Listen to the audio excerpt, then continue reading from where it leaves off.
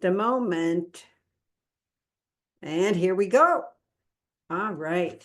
It's a cold winter and there's hot real estate deals out there. And today we're going to talk about the 6 secrets of smart buyers during the winter. So you can put where you're from in the chat box. That'd be really great because we like to see. We do broadcast these live and we have people from all over the US. So it's kind of fun to see where you're from. So I just want to welcome you to Real Estate Investing Made Simple. Hi, everybody. And it's cold here in Minnesota. Like, what is it today? 4 degrees out, I think. Yeah, 4 degrees. Come on. So stay inside. Yeah, we're inside where it's warm. And I just want you to know there's hot real estate deals when it's winter. And we're going to talk about all the reasons why, okay? And right now, today, you're going to learn the 6 secrets of smart buyers. So stick around, and there's key strategies that are working right now for real estate, and there's insights. We're realtors. We're out there walking in the snow. We know, and we're going to share that with you and why you need to take advantage of this winter timing. It is good timing. Hi there, Lita. We got some more people coming on. So today we're going to cover timing the market, how to buy low, and what to look for in deals. Okay. I'm LeAnn Riley. I'm Eric Janson. Eric Janson. We're expert realtors and we're consultants in the real estate investing world. So we're going to get right down to the secrets. All right. So I'm going to share, we just got a few slides, help you understand it better. Here we go.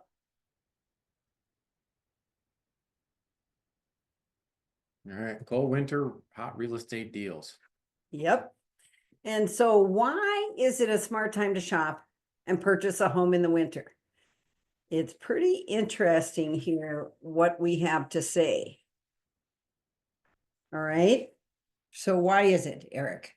Well, we're going to get into that more, but basically, there's 6 kind of things that we came up with here as to why. The first one is there's less competition. So I think everybody could understand as winter months hit and the holidays, even if you're not in a cold climate, the holidays can affect this as well. Obviously, anytime between Thanksgiving and New Year's, you have a lot fewer buyers buying in the market. Definitely. So you don't have what that picture shows. You don't have a line of people. That's like it looks like Halloween, but that's like what you see in the spring market sometimes, where you have a line of people outside home sometimes waiting to get in. You don't have that in the winter. Not at all. In fact, sometimes you have to beg your client to go. But if you're a smart investor, this is what we're talking about. What does that mean for us if you're a buyer? Run. This is a good time. Less competition. That means no multiple offers, right? Right. More properties available. Mm-hmm. And wouldn't it be better to not be in a bidding war? I mean, the smart investors, they know this. The other thing, the second item here is there's leverage in the negotiations. You know, sellers are more willing to negotiate on the price, the closing costs, or contingencies because they're getting less offers. They may have been on the market a while and now they're getting a little desperate even. Mm-hmm. And the longer it sits, the worse it gets for them. So they're tending to want to make these deals work if they can, if offers are presented. And that's what happens as sellers sometimes be sitting waiting for those offers because people just aren't out there looking. So, you know, one more thing I just read about, I read something where an agent said, my favorite day of the year, this was an investor agent, to buy is 2 days after Christmas. Okay, so I'm thinking, why? Right? Well, here's why. Everybody just had a nice holiday, probably. They're feeling pretty good, right? They're probably off of work and they're excited to get an offer or a showing or something. And, you know, that's a great time to approach people when they're happy, right? mm-hmm. So that's one of the big reasons. And it's also because a lot of people have off from work and they're like, I'm not going to go house shopping either.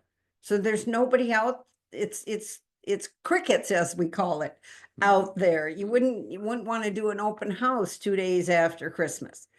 So that investor has a better chance of making a good deal.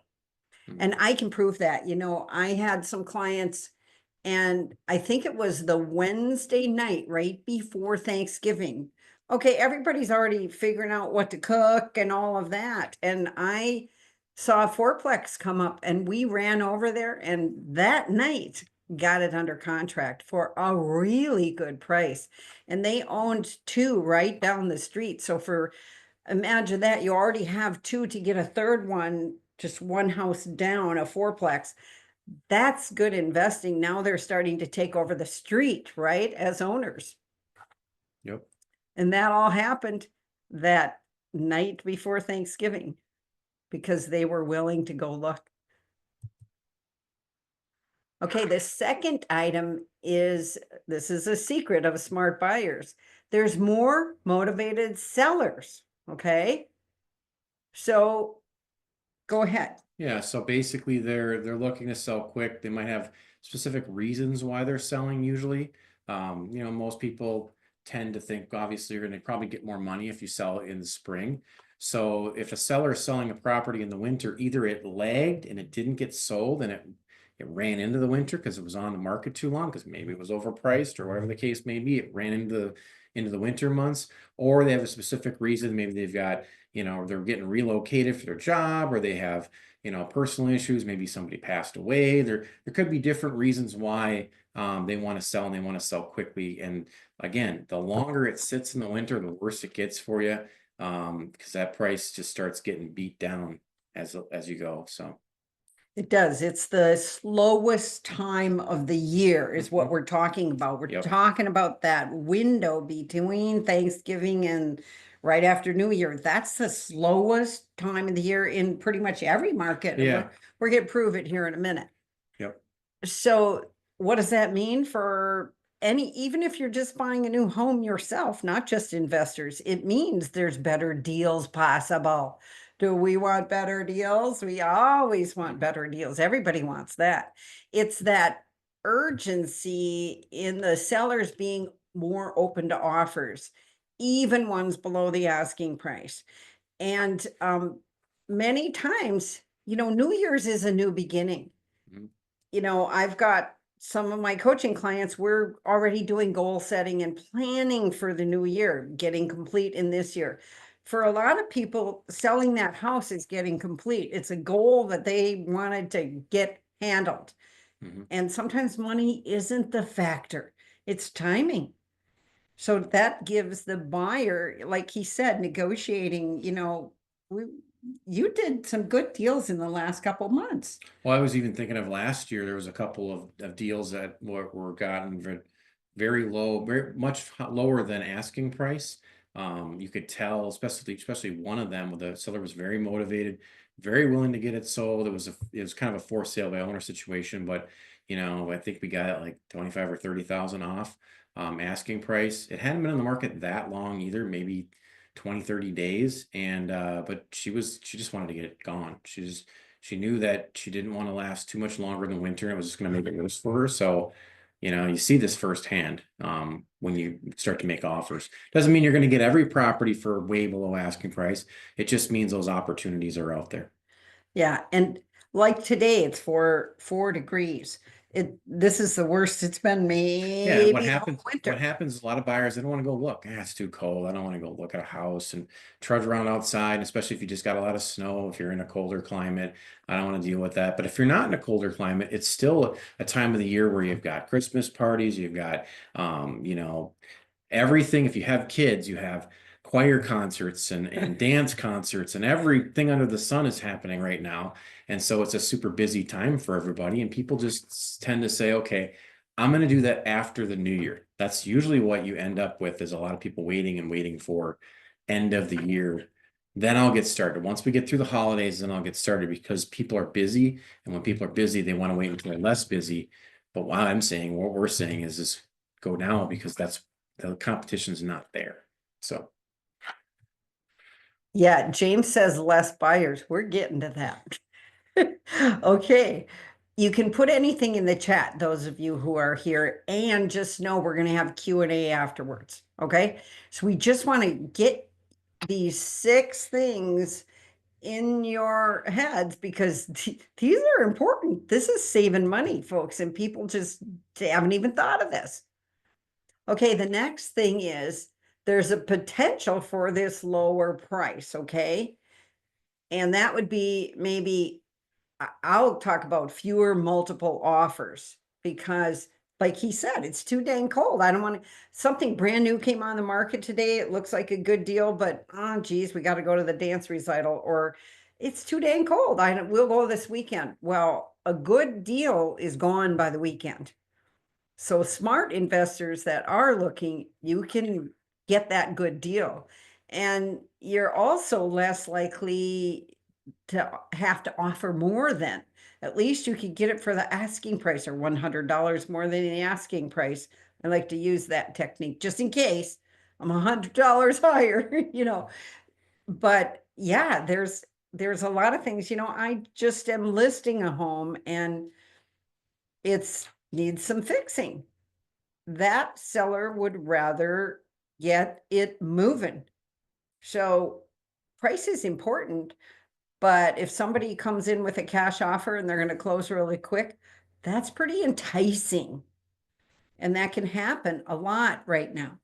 Yeah, another thing I wanted to throw in here that's not really what we're talking about is the fact that interest rates play a big part. Mortgage interest rates play a big part and factor in this as well, which is causing less buyer demand right now, and it's making it more advantage for the buyer that's ready to go and ready to take advantage of that. One thing that you're looking at with the mortgage rates is there's a lot of indicators that the rates are supposed to be going down next year. If you look at any publication, they're saying the rates are going to drop. Now, how much they're going to drop is varying based on who you talk to, who you listen to. But the consensus is that rates are going to be lower this time next year than they are right now. And so you may say, well, that is making everything more expensive. That is true, but it gets you now with a chance to get a little bit lower price potentially. Your rate might be higher. You could then, if the rates drop enough, potentially refinance down the road. But what will also happen is once you get spring and in the next year, if the rates are lower and now you're in a better time of the year weather-wise, what's that going to do to prices? More than likely, they're going to go up. So if you bought now, you're going to have possibly a property that's worth more, even next year. So. Well, and what James just said is there's less buyers out there.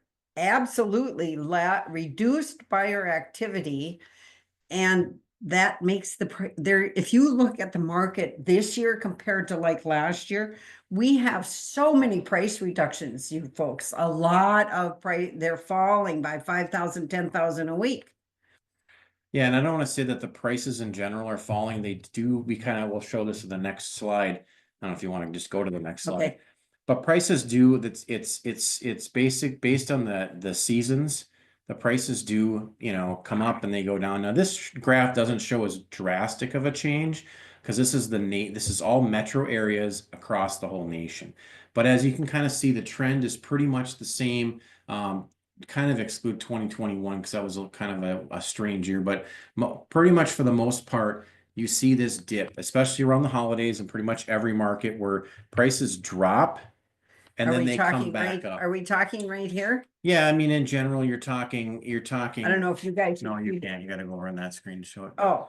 You're talking basically, it can vary a little bit depending on what's going on. We're talking about right here. Right. Other factors can factor in as far as when property prices drop. You could have, a spike in mortgage rates that could cause things or whatever.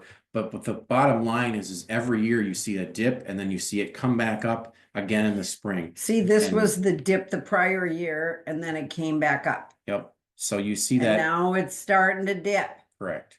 So what I'm saying is ride the dip down by lower, and then in the spring, summer, or further into the future, you'll have potentially equity gain from the weather and possibly also, or the season, I should say, not the weather, but the weather could play a factor in too. And also you can timing the market, timing the rates on top of that. So you could have a kind of a double thing going on to help boost your equity. So basically this chart, and you guys can't quite see the dates. The prices are falling around the holidays and they bounce back. Usually they call it spring market. At the end of February, it starts, beginning of March, depending, and it'll start climbing up. Yeah, and if you live in a warmer climate, those dips are less seen and it does, but it's not as big of a dip. It's more of a level line. It doesn't dip as much. It doesn't come back up as much as in a winter climate where it'll dip much further and come back much more aggressively.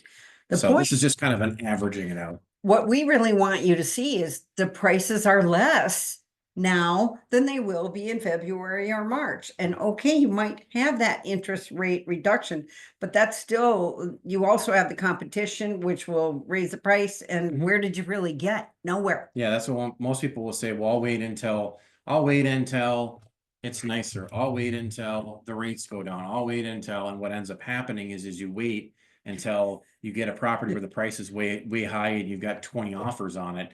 And now that's when everybody's buying, because you're waiting to buy when everybody else is buying, because that's what our human nature is we don't want to do something that other people aren't doing because it seems wrong or seems like we're not doing it correctly. But then if you buy with everybody else, you're going to pay way more is what ends up happening. Because now you're in competition, it drives the price up. Okay, we're going to go to the next one. Yep, it's cold out, right? Realistic property viewings. This is something you might have not have thought of. This house right here, see those drips? That might mean the roof isn't insulated very well when you see that amount of dripping. Okay, you would never know that otherwise. Okay, so you kind of get a different look at the property when you can see its cold weather performance. You can see drafty windows. You can go in and feel them, or snow removal issues. So what if there's a blizzard and the sidewalk is slippery? You got to live with all that. That's part of it. It might not have gotten shoveled. I mean, heck, I've taken people to foreclosed houses and there's no shoveling and there's a 3-foot drift we have to get through to get to the door. Remember that one we went to? Oh my gosh, it was an off market. Yeah.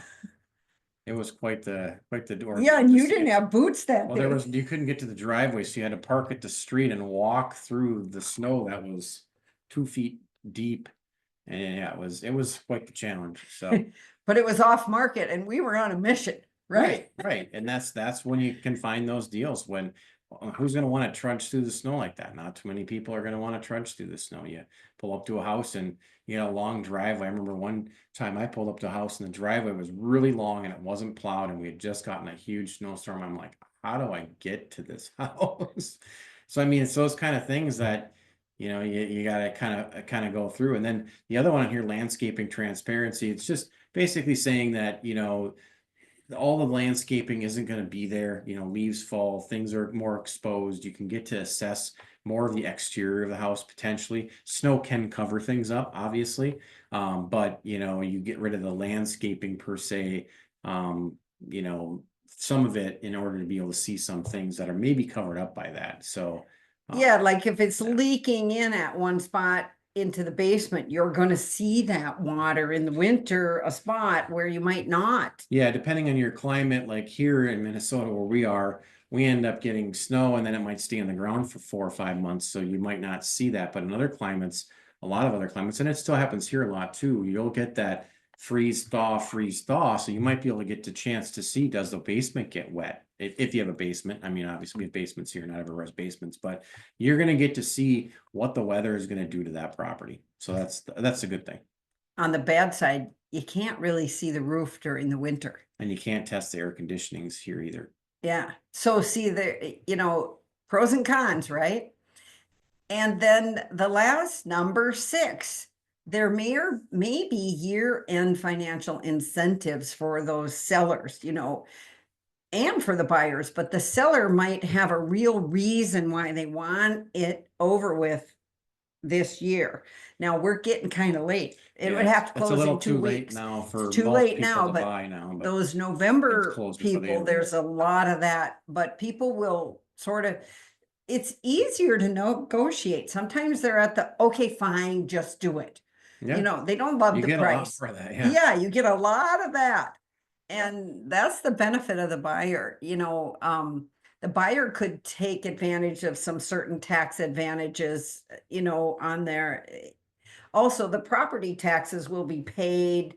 Sometimes when you're the seller, the taxes are clear and you won't owe even more if you're really tight on whatever number you accept. It can work for both sides. And then the builders have incentives as well with end of the year discounts and things like that, because they have, a lot of times they have kind of sales quotas they have to meet. And so they might be more willing to give you discounts and things like that if you're looking at a new build. So there's that to think about as well. So Yeah, just like used car sales, it's better to buy it at the end of the month. Housing has that same thing. yeah, it's usually end of year, but But those could be end. new builds, yeah. Mhm. Okay, and then here's some tips for winter home shopping. You need to be flexible. Um, if they're having a Christmas party 2 nights before Christmas and you want to do the showing, you got to be flexible. Okay, we'll come tomorrow. There might be certain times when they don't want anybody in there, and we understand families there or something like that. Yeah, or they might want to close after Christmas because they want to have their last Christmas in that house before they move, or whatever the case may be. So you might have to be flexible, even though that might push the close date out. I mean, at this point, not, but I mean, future years, it might push the close date out to a point where they want to, it might make it longer for you, but it might give you a better deal. So, Flexibility, we've seen that a lot more this year, and rent backs, they call them, yeah, where yep, that's another option too you could give. yeah, that maybe you actually sell it and close in this year, but you do a rent back and you get to stay there till the end of January. Or the seller gets to stay there till the Yeah, end of January or another month or whatever. Yeah. we've seen that a lot. Mhm. You had a client that they went and rented an Airbnb on a lake Yeah, because that was the new house wasn't that was done. in the summertime, but yeah, it was basically they were building a house and they did a rent back for a month on their home, and then they had another month before their build was ready. So then they went and moved into an Airbnb for a month before they could move into their new build home. So You have to, maybe sometimes flexibility is what we're saying will get you a better deal too. mhm. Find out, have your realtor find out what do the sellers want, and then you, the buyer, work around that. Make that work for them. Yeah, make sure you come prepared. I mean, it's pretty self-explanatory, but you want to make sure you have your pre-approval ready and your ducks in a row and your finances set, so that when those opportunities do arise, you can take advantage of it. There's a lot of buyers out there that are like, "Oh yeah, I want to buy right now," but then they don't have everything in place, and then there might be a good deal that might go quick, and they might lose the opportunity. So you just want to be ready at all times. Especially on the weekends, because that happened. I think you had an offer or whatever, and you couldn't get the pre-approval letter. That pre-approval letter better be in our hand. Mhm. It's that fast of a market. If they find what they want, you better be getting it there immediately. And a whole weekend is way too long to leave it out there for somebody else to grab if it's a good deal. Yep. What And you want else? to focus on the essentials. That's just basically talking about, when you're in the winter months, it's gloomy weather. It can be kind of, not, you just might not feel good. The property might not look good when it's in the winter. You might have, like we talked about this, a blizzard, a snowstorm, whatever, but you might not feel good about the property because of how it looks in the winter. And you got to kind of, look past that, look at the core elements of the property.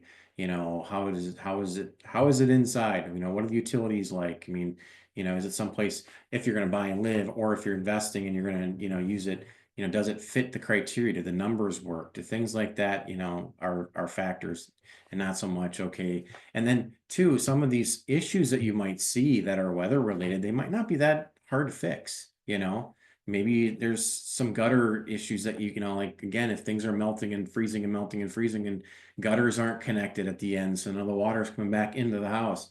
Well, you connect the gutter and that kind of solves a problem. So there's different things that maybe are simple fixes too, that you might think, oh, this is just terrible, and it may not be that bad. That happens often. I sold a duplex recently, and I was walking around the outside with my buyer client, just at the walkthrough the day before the closing, and right away, see, I got Realtor radar, we do. Right. And right No, way more away, than we- I saw that those gutters weren't, the pipe was closed and the one was pulled off and things like that. And here the tenant, when we were inside, had said, we had some water leaking. Well, there it was right there, clear as a bell, easy to fix, and I told my buyer, I'm like, you better do that immediately, because the electric box was right below that too, Right, yeah. but it was right away. My spidey sense saw it right away, and I was just pointing out, okay, there's that. This is no big deal. This is one handyman visit that could shore up all these things. But boy, those are the ones you want to handle, because weather will create a problem. Mhm. So look at that. So those, just take advantage of these factors, and you can really position yourself to get a great deal. And you don't have that pressure of those multiple offers. I think I was talking to somebody else in a different market, and you know what? They're discouraged. They had made so many offers. They're just tired, right? Yeah, yeah. And they lost in all these multiple offers, and they didn't know what to do.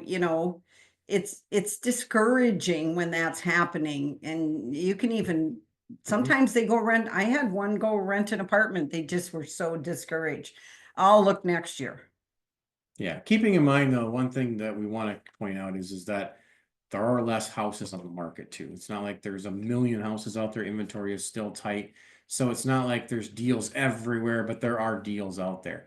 And for investors, if you're looking to buy your own home or whatever, but there, especially even for investors, there's deals out there. It's just, finding and discovering those and not being afraid, especially in the winter, to make an offer that's a little lower. So here's my information if you wanted to get a hold of me, my email, phone number. So feel free to reach out, text, call, email. Any questions? Okay, and I want to just, we're at the end, but I'm still going to introduce, Eric is the ops manager for our Proven Profit Formula National Coaching Program. It's really how to get started or scale a portfolio. And he's a sophisticated investment property realtor on the Encore Investment Team. And another thing, he's passionate about collaboration. And you know what? Buying and selling a house, that's what it is. It's collaborating with an expert and having them help you, guide you through the process.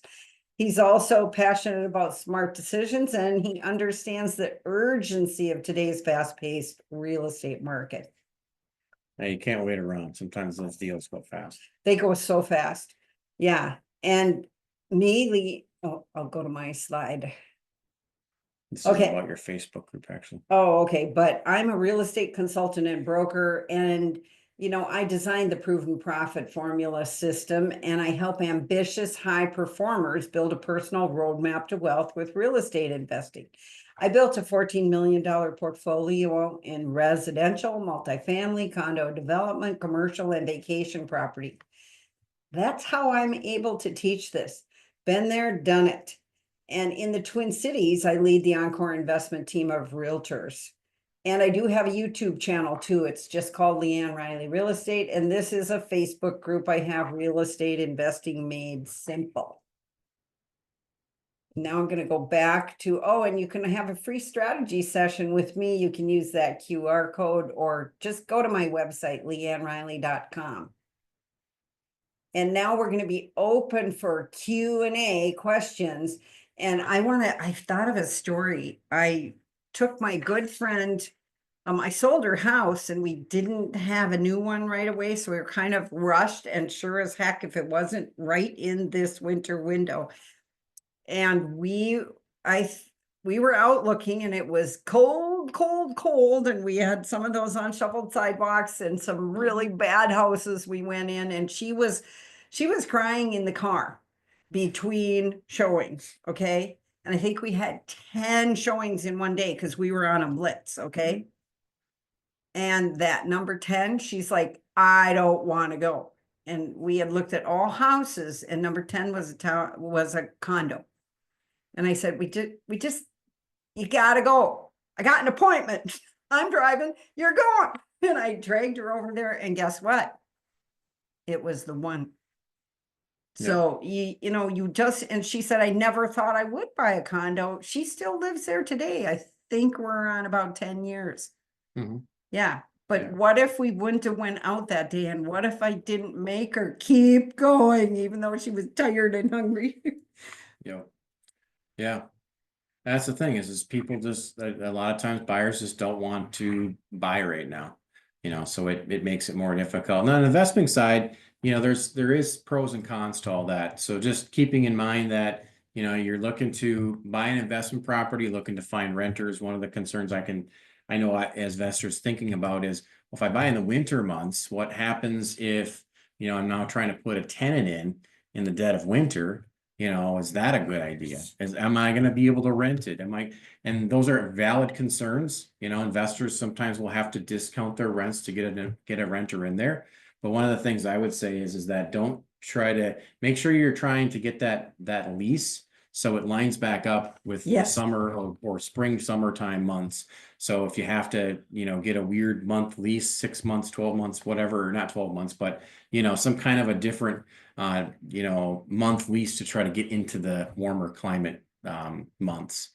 So that would be a suggestion. But yes, there is a little bit of a concern with doing that. Now, if you're buying a property that needs some fix up, though, that might be perfect.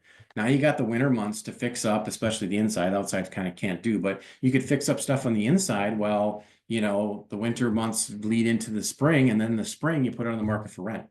So there's that option too. So it's never really perfect. There's always going to be a little bit pros and cons to everything. What we're just saying with this is that there's an opportunity, finding the deals to find that deal and to be able to get it at a good price, so that's kind of what we're saying. Okay, anybody got any questions? Put them in the chat. Or there, you can, do you expect fewer government grants being offered next year?